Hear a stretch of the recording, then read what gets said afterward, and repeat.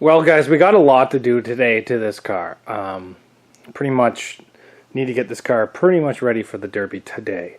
There's quite a bit of things. We're going to make a list because we're in the final steps now. And we're going to be doing a lot of little things, just kind of clean up. So we do have a fire extinguisher. I'd like one extra strap on the gas tank. I need to get a better way to hook up the alternator, and I want to tape the starter so that it's easy to find because it's black and it disappears inside the car. Fix the trailing arms. Get the coolant system hooked up. Oh, tripping over stuff on the ground. Basically get this thing ready for the Derby. So what I'm going to do is I'm going to come up with a list, and I'm going to write it right there, and we're going to see what we need to do to get this thing done. So let me make up a list. I'll be right back. Well, the list went pretty good. Tools out, fix the rear tires, get the coolant, check motor oil, check transmission oil, alternator hookup, gas tank strap, battery, gas tank tie down. Don't mean tie down by that. I actually mean covers. Ratchet strap around the seat, water on the roof. I know that sounds stupid, but I want that out of here. I'm going to drill a hole and it's probably going to fall inside the car, but that's got to go. It's not usually on my list. Chain the front motor mount, put gas in it, 9-wire, and I want my gear. My gear is right there. All that stuff has to come down and come in here. So, quite a bit of things to do on this. I'm going to say, let's start with the rear tires, because that's probably going to be the biggest job. So we're going to jack this thing up. My plan is to cut this side, slide a bolt in it, weld up, actually I think it's the other side, slide the bolt in, tie it all up, replace the trailing arm. The trailing arm is just missing completely, so hopefully I can just heat these up, take these off, and put a new trailing arm right on it. So hopefully this is not a big job, and then just cut some of the steel around the rear tires. So let's go. So this trailing arm's completely gone. I went outside and I tried to find some of this one. Now this is an old body one, so it's like a 92 to 96, but I don't think I have any of these that are any good condition. And because of how bent this arm is, I'm going to have to cut it and shorten it. But this right here is off of a 2017 Ram. I think it's the lower bottom A-arm. Guess what, guys? I'm not shitting you. It pretty much fits. So what we're going to do is we're going to cut this down, and we're going to make this thing fit in there. That's right. We're going to put a 2017 Dodge Ram rear control arm inside this Camry. Everything fits. It's just, you just got to modify it a bit. So what we're going to do is we're going to cut down this bushing and the bandsaw or the grinder. I don't know. See what we can do. Well, I'm sorry about the shitty light. I can't find the charger for my big spotlight out here, but we got the Dodge Ram A-arm put on there. We just cut down some of the bushings and put some washers. It almost looks the right length, so it's not modified. That's stock in my eyes. Like all these guys running stock stuff, this is just a stock OEM replacement. So if you guys are looking to do that, I think those are 2014 to 2020 Dodge Ram 1500. I think they're the lower A-arms or lower trailing arms off the rear ends of the truck. I don't think there's a part number on them. Axle. That goes to the axle. So now that we have that on there, I only saved one, unfortunately. What we're going to do now is we're going to cut that side and we're going to sleeve that trailing arm, so then that way we can pull all that suspension back on that side. You guys have seen me do this 100 times before. We're just going to cut the bend, put a piece of steel in there, weld it up. It's not a substantial repair, it's not a reinforcement, it's just a repair. So let's get that cut, we'll get our piece lid in there, we'll get all these brakes taken off, so then that way we make the back end a little bit lighter. So this is a lot of the stuff that you guys don't see online. What happens is the strut has got in front of the sway bar. So I have a ratchet strap around the hub to the back bumper to try to put force pulling it back. I have this pry bar behind the strut trying to force it out around the sway bar to that side of the bumper. And we've got a little bit of pressure there trying to push it up. So I just got it around the sway bar. I understand these videos are probably not the brightest, and I'm sorry guys, but now what we got to do is we got it where we want it. Let's weld all that control arm back together, jack it all up, and then get a tire on this corner. But this is the stuff that you guys don't see a lot on YouTube, is trying to get it so we can get this stuff straight enough to put it all back together. Well guys, we got the back end completely done, but I've noticed some things. I want to drop this car down to stock class, so we're going to cut all this. I'm going to cut that one. I just noticed today that there's a square tubing bumper on here. So we're going to cut that off. And we're going to cut this one. But I'm not going to cut the one on the driver door. So let's start cutting all this stuff. My plan for this one is just Sawzall across the bottom. And then maybe torch out the bumper. We'll see. Let's get this thing off. I want to pass the rules, guys, and I don't want there to be problems.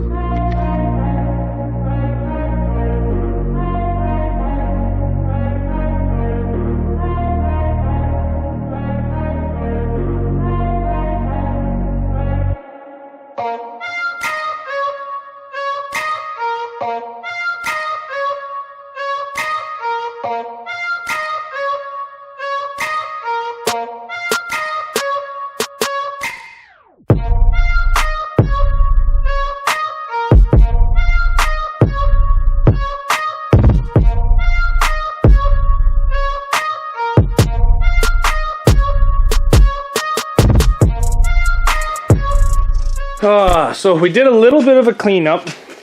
We got the doors cut. We got the bumper cut off because that is a pro bumper and I don't want to run pro with this car. The trailing arm, I think they're going to give me a little shit about, but I can just tell them it's an OEM replacement. I didn't build it. It's a factory OEM replacement for Dodge. I still have a couple plates here on the hatch, but honestly, I don't really want to cut those. I don't think they'll even see them. So what's left on my list here?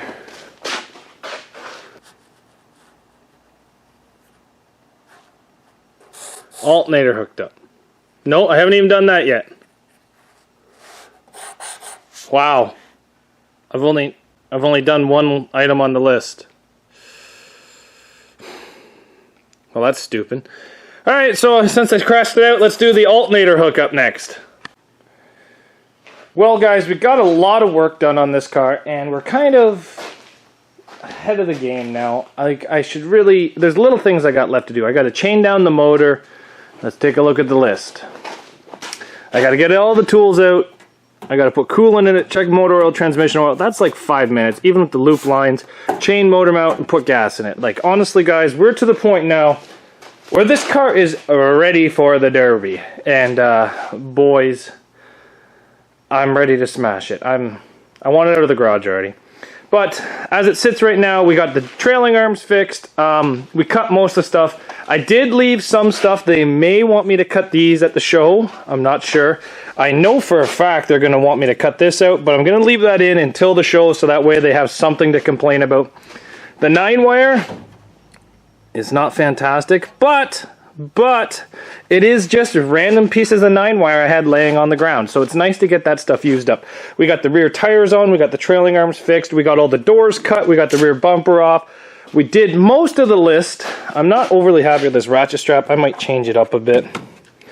But guys, we got very little to do this. I'm probably just going to do it off camera, chain the motor mounts. Like this one here has already got a chain on it. The other one doesn't have a chain, but I'm just going to weld a piece of metal, chain to a piece of metal so it goes around, and then we'll just hook it back to itself. So that's going to take 5 minutes. And then we're going to check oil, transmission oil, engine oil, all that fun stuff.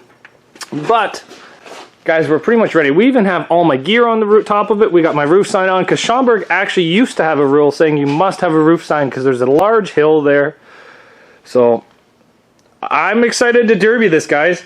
As for the V-treads, I'm going to bring them. I think there's going to be some problems with tech, because I know for a fact they're going to want this thing to run pro, but realistically, this is a stock car. I've taken everything out of it that makes it pro, and it is stock class.